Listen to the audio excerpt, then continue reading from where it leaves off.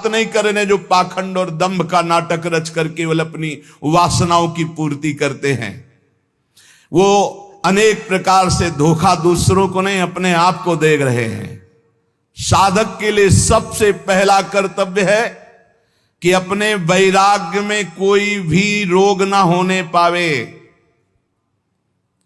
देह सुख की लालच, इंद्रिय सुख की लालच, मान प्रतिष्ठा की लालच, ये वैराग्य में रोग है।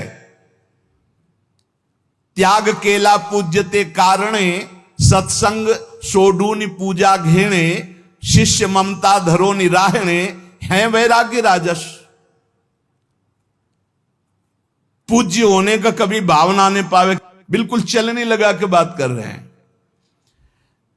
जो साधु गुरुजनों का संग छोड़कर, सत्संग छोड़कर अपनी पूजा कराने में लग जाते हैं, नाना प्रकार के विधानों से अपने पैर पुजवाना, अपनी वासनाओं की पूर्ति करना, उनका वैराग्य हवा हो जाता है। विषय भोग इच्छा जिस वैराग्य से निर्मूल होती है उसी को वैराग्य कहते हैं। प्रारब्ध की धज्जियां उड़ा दे उसे वैराग्य कहते हैं। प्रारब्ध से सुख और दुख आता है, ना सुख और ना दुख। सुख दुख समय कृत्वा लाभा लाभो जया जयो, कदम आगे बढ़ाता चला जा रहा है। ना हार की परवाह, ना जीत की, ना लाभ की, ना हान की, ना सुख की, ना दुख की। सत्य मार्ग पर कदम बढ़ाता चला जा रहा है। देखो भाई, साधना का फल है, बहुत सुंदर शब्द है। साधना का फल है भोगों से, संसार से, शरीर संबंधियों से मन का निसंग हो जाना। मन का निसंग हो जाना यह होता है शुद्ध वैराग्य से। विषय भोग, लोक प्रतिष्ठा, ये दुर्भाग्य से प्राप्त होते हैं। दुर्भाग्य से, जिनका दुर्भाग्य है उनको लोक प्रतिष्ठा, लोक मान्यता, विषय भोग अच्छे लगने लगते हैं। प्राप्त तो दोनों को होता है, घोर वैरागी को भी और विषयी को भी। लेकिन वैरागी को अच्छा नहीं लगता, वो निकल जाता है, और विषयी उसी में आसक्त होकर सुख भोगने लगता है। शब्द, स्पर्श, रूप, रस, गंध, ये पांचों किस प्रकार से साधक को ठगते हैं, श्री तुकाराम जी बड़ी सावधानी से बताते हैं। ये यश गीत गाने वालों से बचना चाहिए, शब्द में फंसाते हैं। अरे बचो भाई बचो, अवतार बचो, अवतार तो अवतार है। छठी के दिन, छठवें दिन, छठी जब होती है, अगर मच्छर बैठ जाए तो उसके हटाने की सामर्थ्य नहीं होती। और जब अवतार हुआ तो 6 कोस में उसका शरीर गिरा था। 6 कोस में पूतना का। छठी के दिन पूतना ऐसी राक्षसी थी, देवता भी थर्राते थे। इसे अवतार कहते हैं कि छठी के दिन, छठवें दिन 6 कोस शरीर वाली राक्षसी पूतना का भगवान ने उद्धार कर दिया। वो स्तन में हलाहल जहर लगा के आई थी, और भगवान ने ऐसा नहीं कि पिया नहीं, डट के पिया। भाव को भाव कैसे, भोग तो मेरा लगा रही है। पहली गति पूतना को भगवान ने दी, किसी भी भाव से सही। ये कार्य तो मां करती है ना, दुग्ध पान कराना। तो बाल कृष्ण ने अपने छोटे छोटे चरणों से और कर कमल से स्तन पकड़ के, 6 कोस वाली पूतना प्राण पी लिए।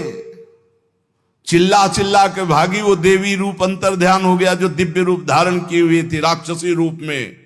छोटे से बाल कृष्ण दिखाई दे रहे, पर्वताकार शरीर, पूरे ब्रज में हाहाकार मच गया। छठी के दिन ये है अवतार भाई। अवतार समझना है तो थोड़ा भूल मत कर लेना, किसी के अवतार कहने पे अवतार मत मान लेना। भगवान का सच्चिदानंद विग्रह, सच्चिदानंद अवतार होता है। विगत विकार जान अधिकारी। अगर कोई जहरीला पदार्थ पहुंच जाए अंदर तो मृत्यु हो जाए। काली दह में इतना जहर था कि ऊपर से पक्षी उड़ जाते तो उसकी जो भाप निकलती उसमें मर जाते थे।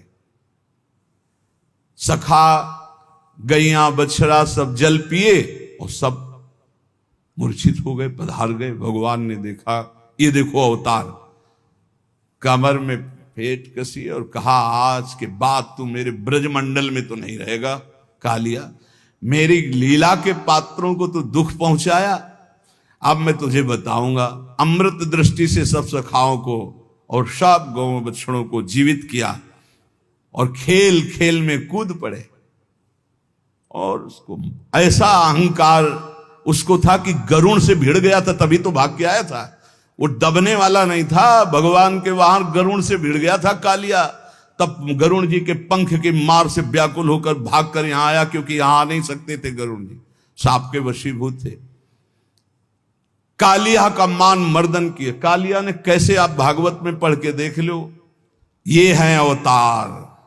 105 फण से फुसकार मार रहा, भारी जहर की, कोई परिवर्तन। उसकी पकड़ से छूटकर फणों पर चढ़कर ऐसा नृत्य करते हैं कि भगवान शिव भी प्रसन्न होते हैं, तालियां बजा रहे हैं। ऐसा तांडव तो जब हम उन्मत्त होते हैं तब करते हो, आप तो फण पर कर रहे, सर्प के फण पर कर रहे। जय हो जगत गुरु। भगवान भगवान उनके समान कोई नहीं, उनसे बढ़कर कौन हो सकता है। एक बकासुर बनकर के बैठा कि श्री कृष्ण को ले जाएं, ऐसे मूंज की तरह चीर के फेंक दिया भगवान ने। बाल गोविंद है, अघासुर ऐसी जीव है, ऐसे पर्वत है, उसकी दाढ़ें ऐसे दिखाई दे जैसे पर्वत के शिखर। जीव ऐसी लग रही भारी गुफा। सब ब्रजवासी सखा घुस गए अंदर खेलने के इरादे। बोले यार कहीं अजगर तो नहीं? बोले होगा भी तो क्या कर लेगा, हमारा कन्हैया है ना। भगवान ने कहा अजगर भी इनको खेलने का स्थान समझ में आ रहा है। अघासुर ने सोचा पूरा परिकर आ गया, बस कृष्ण आ जाए तो हम ले जाएं। भगवान ने कहा जो तुम्हारी इच्छा है कि हम आ जाएं तो आ गए। और गले में जाके अपने शरीर को, अब वो रुंध गया, अब तो उसके प्राण निकल गए। भगवान सखाओं को निकाला। ये भगवान बाबा आज बहुत कचौड़ी पकौड़ी और गुलगुला और पुआ बन रहे हैं। बोले आज देवराज इंद्र की पूजा। बाबा देवराज इंद्र से क्या, गिरिराज महाराज गोवर्धन जी विराजमान, उनकी तलहटी में हम सबका पालन पोषण हो। भगवान ने जैसा कहा वैसा हुआ। देवराज इंद्र ने कहा हमारी यज्ञ नहीं हुई। बोले कभी नहीं होगी, अब श्री कृष्ण ने मना कर दिया, अब तो गिरिराज जी का पूजन होगा। अरे सामर्थ मेघ, अपार वर्षा, जैसे मनु सृष्टि के प्रलय का समय। सुदर्शन चक्र 84 कोस ब्रजमंडल के ऊपर, कोई नहीं जान पा रहा। गिरिराज जी को उठा लेना, आसपास भगवान शेष का ऐसा मंडल की एक बूंद पानी गिरिराज जी की तलहटी में, जो गिरिराज जी उठाने पर जगह बने, वहां अगर पानी भर जाता तो डूब के मर जाते। तो आसपास शेष जी, किसी को पता नहीं, मेड़ शेष जी की, और ऊपर से सुदर्शन चक्र का तेज संपूर्ण जल को भस्म कर रहा है। और भगवान 7 दिन 7 रात 21 किलोमीटर गिरिराज, ये भगवान है। हम कह रहे हैं 5 किलो का बांट, जिनको कहा भगवान का अवतार 5 किलो का बांट, ऐसे 7 दिन 7 रात्रि धारण करके देखो, 5 किलो का केवल 21 किलोमीटर के गिरिराज जी अब हैं। और उस समय तो और विशाल स्वरूप। भगवान सिर्फ भगवान है, भगवान ही भगवान है। जैसे तरंग है, वायु विकार हटा समुद्र हो गई, इसमें कोई संशय नहीं। पर तरंग समुद्र नहीं प्रकट कर सकती, समुद्र करोड़ों तरंग प्रकट कर सकती, इतना अंतर है। अंतर होते हुए भी अंतर नहीं है, और अंतर ना होते हुए भी अंतर है, ये बात समझ लिया जाए। तो कहना है शब्द के फांस में माया फांसती है। एक पौंड्रक वासुदेव था, उसके 4 राजा मित्र थे। उन्होंने कहा तुम तो अवतार हो। हाँ, तो बोले वासुदेव के तो 4 भुजाएं हैं जो भगवान को, तुम्हारी तो 2 ही हैं। तो 2 उसने लगवा ली, यंत्र फिट करवा लिया, 4 भुजा हो गई। और गरुण भी बनवा लिया, जैसे वायुयान नहीं होते तो ऐसी सब उस समय भी तकलीकी की कि गरुण भी बनवा लिया, सुदर्शन चक्र भी। और भगवान के पास खबर भिजवा दी। सब वो काशी नरेश सब उससे कहते तुम तो भगवान का अवतार हो, वो तो नकली असली तुम हो। सभा में जाके दूत बोला कि पौंडक वासुदेव का मैं दूत हूं। मेरे महाराज ने सूचना दी। भगवान ने कहा जब छोड़ेंगे तब पता चलेगा कि असली कौन है नकली कौन है। जाओ कह दो जल्दी आ रहे मिलने। तो भगवान ने फिर, लेकिन उसको परम पद मिला क्योंकि हर समय चिंतन करता था मैं वासुदेव हूं। तो ये जब स्तोत्र अपने प्यारे लगने लगते हैं तो जान लो माया के शब्द ने मार दिया। शब्द स्पर्श रूप रस गंध, श्री तुकाराम जी कह रहे हैं। अब उसे दूसरी बात अच्छी नहीं लगती, बस वही आदमी अच्छे लगते हैं जो स्तुति सुनाने वाले हों। ये जो नाना प्रकार की सुख सुविधाएं हैं, ये मत समझो कि बड़े भाग्य हैं। फांसी भेज रही माया, शब्द स्पर्श रूप रसगंध, तुकाराम जी कह रहे हैं। अब अगर एक भी निंदा होने लगे उसकी, तो स्तुति सुनने वाला वो भगवान अवतार अब द्रोह कर लेता। गया परमार्थ, गया परमार्थ का शब्द गया। परमार्थ का शब्द है करत जे अनशहन निंदक तीनों पे अनुग्रह कियो। एक बार एक बड़े भाग्यशाली टटिया स्थान में उस समय पूज्य श्री राधा चरण दास जी महाराज विराजमान थे। चंदन का पलंग बढ़िया, असली चंदन का। महाराज हाँ बिहारी जी शयन करें, ठीक। अब दूसरे दिन प्रशंसा, महाराज पलंग का प्रयोग किया। 10 आचार्य हैं ऊपर, क्रम बाई क्रम आचार्यों का संत। फिर प्रसादी कभी 10 दिन बाद फिर गाड़ी खड़ी हुई। महाराज कैसा रहा पलंग, बताते। वो बोले पलंग ले आओ, उसको जलवा दे ऐसा। और बोले सुनो, अब आज के बाद टटिया स्थान में मत आना। तुम क्या समझते हो पलंग दोगे तो हम भाटगिरी करेंगे तुम्हारी, जय जयकार तुम्हारा यश का। अरे वाह भाई बहुत बढ़िया पलंग। अरे ठाकुर जी के लिए आचार्यों के लिए दिया, हो गया बस। बार बार आके पूछते हो कैसा रहा पलंग, कैसा रहा पलंग। ऐसा पलंग, और दिया सराय लगा। जो अपने वैराग्य की सुरक्षा, हमने दर्शन किए पूज्य श्री राधा चरण दास जी महाराज, दंडवत जय बिहारी जी महाराज। बस मालय चल रहा है, 1-2 मुट्ठी चना फुला करके वही पाना। वैभव तो आप भी देख रहे हो, बाकी बिहारी का कोई वैभव कमजोर है।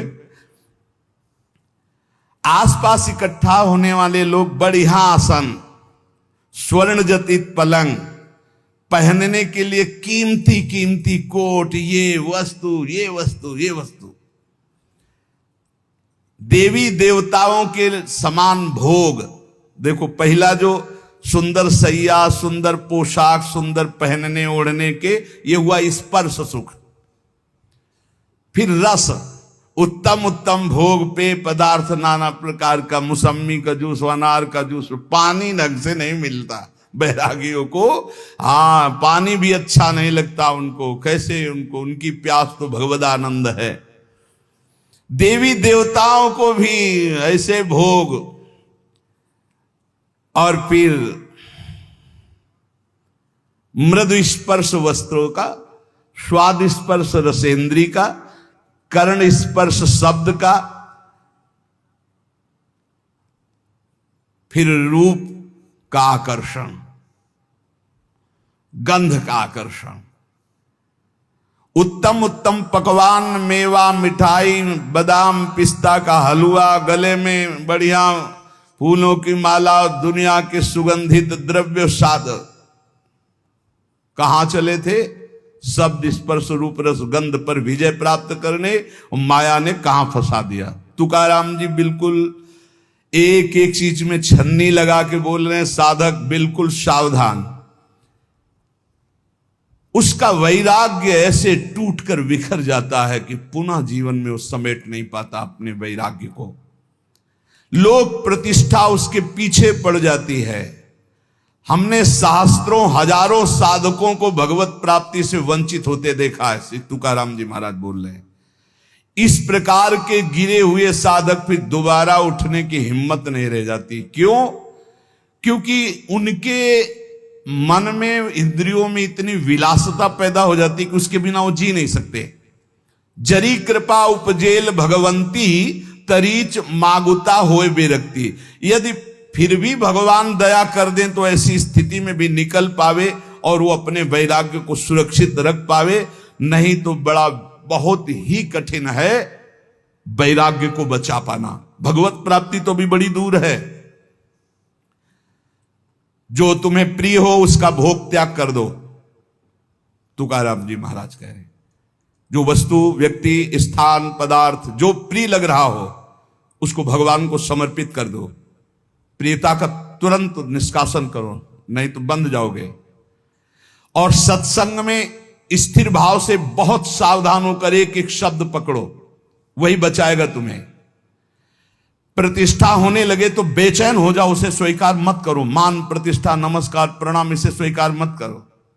बहुत जहर है, सम्मानम कल्याति घोर गरलम, लेकिन ये ऐसा मीठा जहर है कि हाथ जोड़कर पीने को मांगोगे। बहुत मीठा जहर है सम्मान। अरे बड़े भाग्य हमारे यहाँ दर्शन हो गए आपके। आप जैसे भजनानंदी महात्मा तो न भूतो न भविष्यति।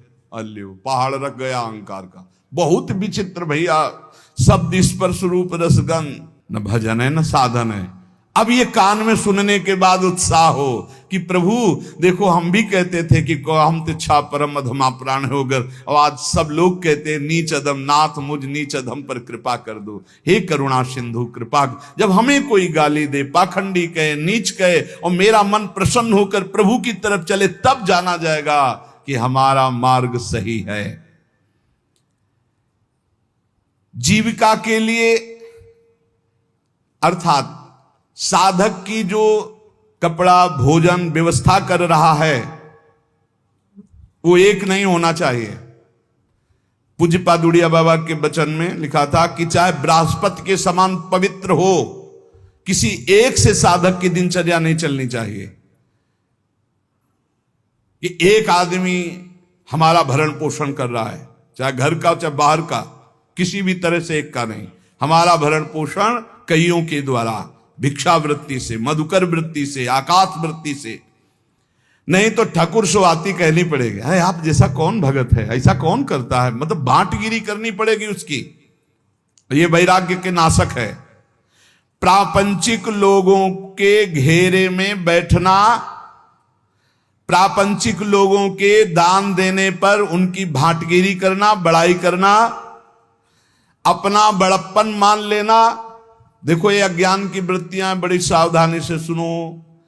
प्रापंचिक प्रवृत्तियों के बीच में बैठना, अज्ञानी जनों के बीच में, उनके द्वारा दी हुई भोग सामग्रियों को लेकर उनकी बड़ाई करना, अपने को बड़प्पन में मानना, मैं बड़ा हूं, और अच्छा अच्छा खाने की चाट पर जाना, और लोकप्रियता की चाह उत्पन्न हो जाना, वस्त्र, अलंकार, आभूषण धारण करने का शौक बढ़ जाना, ये भगवत प्राप्ति के लिए महान विष है। महान विष अर्थात मार दिया, अपने आप को मार दिया। चले थे भगवत प्राप्ति के लिए, मार दिया। ये अंगूठी, ये सोने की जंजीर, ये वो कहां चले थे भगवत प्राप्ति के लिए, इन्हें मिथ्या मान करके। श्री तुकाराम जी महाराज कह रहे, प्रापंचिक लोगों के बीच में बैठना, प्रपंच की बातचीत करना, जो तुम्हारा कुछ भी वस्त्र, भोजन सहयोग करता है, उसके सामने ठकुर सुवाती अर्थात उसका यश गान करना, अपने को बड़ा मान लेना, अच्छा अच्छा खाने की चाट हो जाना, लोकप्रियता की पसंद हो जाना, वस्त्र और अलंकार धारण करने का शौक उत्पन्न हो जाना, और नाना प्रकार के जो प्रपंच है भगवत प्राप्ति में महाविष है। उपासक को चाहिए, अगर गृहस्थ है तो अपनी स्त्री से केवल मतलब रखे, और सब स्त्री शरीरों में माता बहन का भाव रखे। विरक्त है तो सब में भगवत भाव रखे। भक्ति शुद्ध परमार्थ के लिए ये जितने दोष बताए जाते हैं, इनसे बचाओ अपनी, नहीं भक्ति रुग्ण हो जाएगी। अखंड नाम स्मरण करना, एकांत सेवन का अभ्यास रखना, कभी भी अभिमानियों का संग न करना, नहीं वैसे ही रंग आने लगता है, और अपने भरण पोषण की बिल्कुल चिंता न करना। पोषण भरण चिंत कराएं, श्री हरिवंश विभो बिलसाएं। यदि भगवान सुखान न दे रहे हैं तो जय जयकार करके पाओ भगवत प्राप्ति के लिए। जैसा भी, कभी घी घना, कभी मुट्ठी भर चना, कभी वो भी न बना। ऐसी स्थिति नाही ज्यासी, तेव कृष्ण प्राप्ति कैची त्यासी। या लागी कृष्ण भक्तासी, ऐसी स्थिति असावी। महाराष्ट्र भाषा में कह रहे, ऐसी स्थिति जिसकी है वो श्री कृष्ण को कभी प्राप्त नहीं कर सकता, जो ऊपर बताया गया। इसलिए जो कृष्ण भक्त है ऐसी स्थितियों से बचे। सच्चे विरक्त में ये लक्षण आपको स्वतः नहीं दिखाई देंगे। जिनका वैराग्य सच्चा है, आदर्श पुरुष हैं, वो अपने आगे आदर्श वैरागियों को रख के चलते हैं। चाल चलन में जो ढीले ढाले हैं उनको फसाव में फंसा लेती है माया। चाल चलन बिल्कुल पक्का होना चाहिए।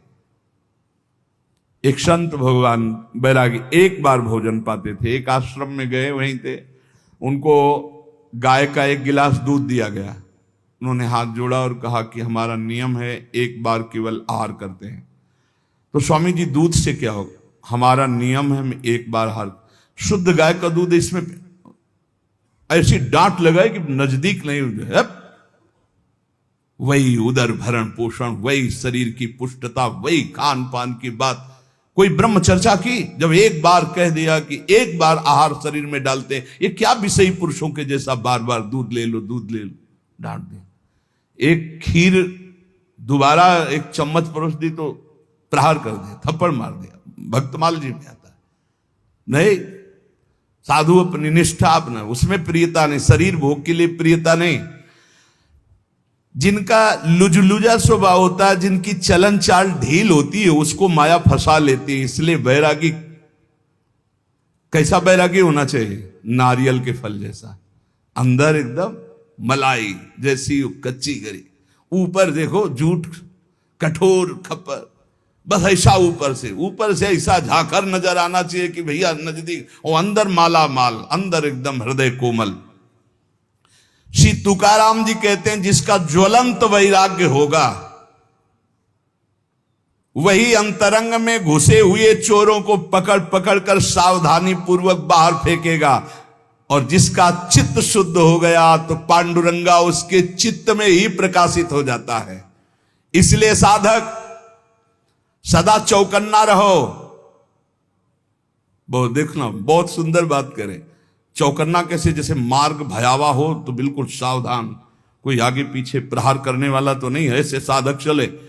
मन सरपट भागने वाला घोड़ा है, वैराग्य उसकी लगाम है, और चाल उसकी देखते रहना साधक का कार्य है, और काबू में करके उसको वश में रखना वैराग्य के द्वारा मन में।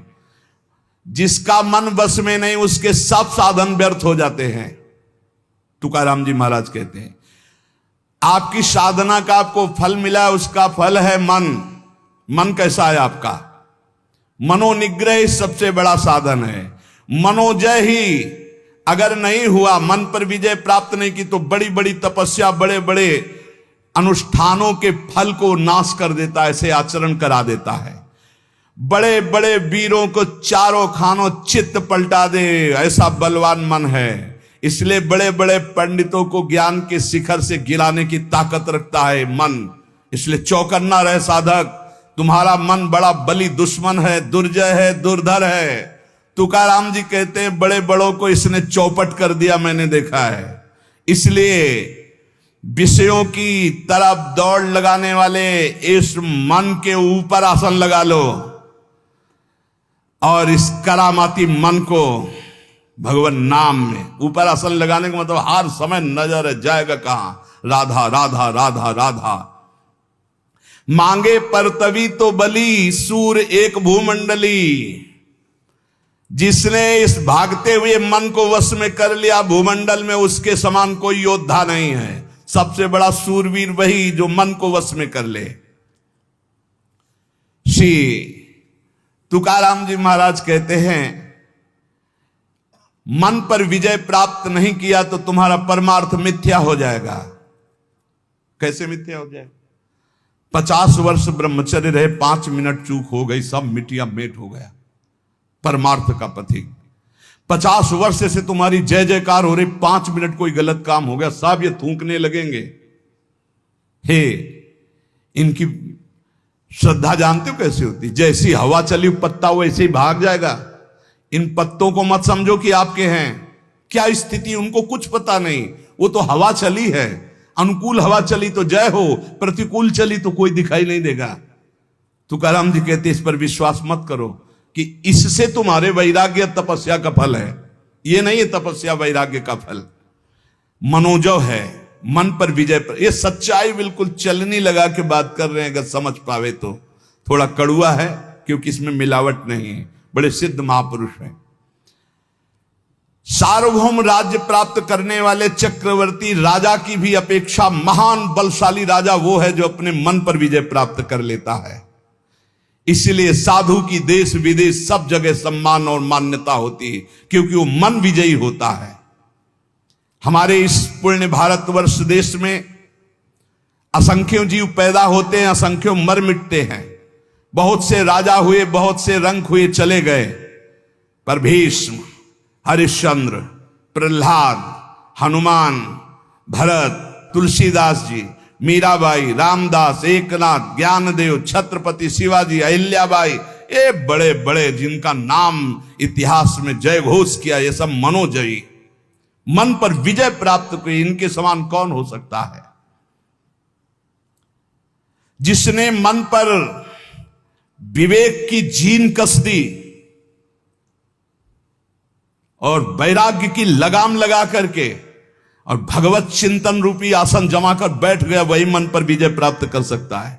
विवेकवान, भजनानंदी, वैराग्यवान। प्रहलाद जी ने अपने पिता से कहा, पिताजी तुम अपने को बहुत बलवान समझते हो, लेकिन मैं तुम्हें बहुत निर्बल देख रहा हूं। क्यों निर्बल देख रहा हूं? क्योंकि तुम अपने चित्त में बैठे हुए द्वेष को नहीं निकाल पा रहे हो, असुर भाव को नहीं निकाल पा रहे हो। आपका ये शत्रु है। समम मनो धत्स्व ना संति विदिशा। तुम मन में समत्व तो नहीं ला पा रहे, द्वेष बैठाले हुए हो, इसलिए सबसे कमजोर हो आप। ये उच्छृंखल कुमार्गगामी भागने वाले मन को साधक हर समय चौकन्ना होकर नजर रखता रहे, नहीं तो ये कमाई हुई भजन की पूंजी लुटा देगा। योग वाशिष्ठ, श्रीमद् भागवत, एकादश स्कंद और भी बहुत से ग्रंथ मनोनिग्रह पर ही ज्यादा ध्यान देने की बात दी गई है। भिक्षुक गीत में हमारे सुख दुख का कारण कोई दूसरा नहीं हो सकता, हमारा मन ही है। न कोई देवता है, न कोई कर्म है, न कोई काल है। ये मन ही हमारे सुख दुख का कारण है। मन में अनंत वृत्तियां उठती भोगों की, उनको जो मिटा दे वही महात्मा है। दान, धर्म, यम, नियम, कर्म, ज्ञान, व्रत, तपस्या, इन सब का फल है मन का शांत हो जाना, निर्मल हो जाना। अगर नहीं हुआ तो सब चौपट कर देगा। ये तुम्हारा दान, धर्म, यम, नियम, कर्म, ज्ञान, व्रत, तप सब चौपट कर देगा ये मन। परोहि योगो मनसा समाधि, मन का समता में युक्त हो जाना, भगवदाकार हो जाना ही परम योग है। जिसका मन शांत है, जिसका मन स्थिर है, जिसका मन भगवान में लग गया है, उसके सारे तीर्थ दान आदि का फल प्राप्त हो गया। अगर नहीं लगा तो कुछ नहीं प्राप्त हुआ। इंद्र, चंद्रमा, ये सब मन के द्वारा ही कलंकित हुए हैं। 1000 भग शरीर में थी देवराज इंद्र के, महात्मा गौतम जी के शाप से। और आज भी चंद्रमा में कलंक है गुरुपत्नी गामी का। ये सब मन का ही खेल हुआ। ऐसे दुर्जय मन पर जो बड़े बड़े देवता विजय नहीं प्राप्त कर सकते, मानव देह में विजय प्राप्त करने का अवसर है। ये बलवानों का बलवान है। ये समय से नहीं मरता। जैसे समय से शरीर कमजोर हो जाता है, ऐसे मन कमजोर हो जाएगा। बोले नहीं, मन शरीर रोगी होने पर भी नहीं कमजोर होता, मन बुढ़ापा होने पर भी नहीं कमजोर होता, शरीर कृश होने पर भी मन कृश नहीं होता। मन को बस में करना होता है वैराग्य से, भजन से। जेविम हिरेनी हीरा चिरीजे तेविम मने जी मन धीरीजे। जैसे हीरे से हीरा चीरा जाता है, ऐसे इस सात्विक मन से कामी मन को मार दो। मन का दो प्रकार होता है, जैसे एक मन कहता है कि कर लेते हैं, एक मन कहता है नहीं करते, ये चोरी है, अगर चोरी करेंगे तो फंसेंगे पिटेंगे। और अगर कुमार्गामी मन जोर पड़ गया तो सत मन की बात नहीं मानता। बोले जैसे हीरे से हीरा चीरा जाता है, ऐसे सत मन से असत मन को काट दो। हीरे से हीरा चीरा जाता है, वैसे मन से मन को जीत लो। कभी कभी मन को पुचकारना भी चाहिए, हरि गुरु के भजन में लगाने के लिए इसको दुलार भी करना चाहिए। ए मन, इतना भजन कर लो, फिर तुम जो कहोगे हम वो बात सुनेंगे, पहले हमारी बात सुन लो। मना सज्जना भक्ति पंथेंची जावे। ए मन, तू भक्ति के रास्ते पे चल, बड़ा आनंद आएगा। मन को मनाओ, मना मना करके नाम जप करवाओ, मना मना के भगवत मार्ग में चलाओ। ये चंचल और दुर्निग्रह है। अर्जुन जी ने भगवान से कहा कि इसको कैसे वश में किया जाए, तो भगवान ने बताया अभ्यासेन तु कौन्तेय वैराग्येण च गृह्यते। ये मनोजो का उपाय स्वयं साक्षात सच्चिदानंद जगत गुरु भगवान श्री कृष्ण ने बताया कि मन पर विजय कैसे प्राप्त करे, तो अभ्यासेन तु कौन्तेय वैराग्येण च गृह्यते। श्री तुकाराम जी वैराग्याचिये आधारे जरी लाविले अभ्यासाचिये मोहरे तरी केतुलेनि एके अवसरे स्थिरा बेलो यया मनांचे एक निके जे देखिले गोडी चिया ठाया सोके महणोनि अनुभव सुखंची कवति के दाविंती। वैराग्य के सहारे सहारे इस मन को वश में किया जाए, इसको बार बार अभ्यास में लगाया जाए। नाम जप, स्तोत्र गायन, पद गायन, ठाकुर सेवा, सत्संग, इसे अभ्यास कहते हैं। और वैराग्य जहां जहां भोगों से जाए बार बार उसको हटाओ। मन की एक बड़ी अच्छी बात है, इसको लगाना होता, फिर इसको जहां चस्का लग गया जिस बात का, फिर उसे छोड़ नहीं सकता। इसका स्वभाव है। बहुत वर्षों से, बहुत जन्मों से हम इसे भोगों में लगाते चले आए, इसको चस्का मिल गया भोगों का। अब श्री भगवान की तरफ लगाते हैं, अब ये लगता नहीं, बार बार लगाइए, लग जाएगा। भगवान ने कहा है अभ्यास और वैराग्य। अभ्यास से बार बार नाम जप में लगाना, पद गायन में लगाना, समय से सत्संग में आ जाना, बार बार सत्संग सुनना, बार बार नाम जप, तो ये अभ्यास हमारा। अभ्यास योग युक्तेन है। जब हम अभ्यास योग से युक्त होते तो हमारा चित्त फिर जाने नहीं लगता है, धीरे धीरे वो शांत होने लगता है। एक ओर वैराग्य को कसे और दूसरी ओर विषयों में जाने वाले मन को बार बार हटाकर प्रभु में लगाए, इसे अभ्यास कहते हैं। बड़ा कठिन है मन को भजन में लगाना। इस मन की उत्तम गति है यदि इसे निरंतर नाम जप करवाया जाए। 4 मुक्तियां दासी बनकर के उसके चरणों में पड़ जाती जो अपने मन से नाम जपाने लगता है। देखो, आखिरी बात तो मन का ही शांत हो जाना है। प्रारंभ में हम कहते मन लगे न लगे भाव को भाव न खालसो नाम जपत मंगल दिस दशो। लेकिन भजन का फल यह है कि सावई मना कृष्ण पदारविंद, मन श्री कृष्ण चरणारविंद में, प्रिया चरणारविंद में लग जाए। गति अधोगति मनांची है युक्ति, मन लावी एकांति साधु संगे। अगर मन साधु संग में लगा, भजन में लगा तो सदगति, और मन गंदे आचरणों में लगा तो दुर्गति। इसी मन से सदगति और दुर्गति होती है। हमें तो लगता है, श्री तुकाराम जी महाराज कह रहे हैं, मन को अगर वश में कर लिया, इससे बड़ी कोई सिद्धावस्था नहीं है। मन को अधीन कर ले, फुसला के, दुलार के, डांट के, फटकार के, ये बहुत जगह फंसा रहता है। मन यदि बंधा हुआ है तो हर समय जलाता रहता है, और मन यदि प्रभु में लगा हुआ है तो आनंद की उमगन आती रहती है। उत्तम गति अथवा अधोगति देने वाला ये मन है। मन ही साधक, पाठक, पंडित, श्रोता, वक्ता सबको अपने अधीन किए हुए, कोई बिरला इसको अधीन कर पाता है। तुकाराम कहते हैं, हाथ उठा के कह रहे हैं कि मन को वश में करने से बढ़कर कोई साधना नहीं है।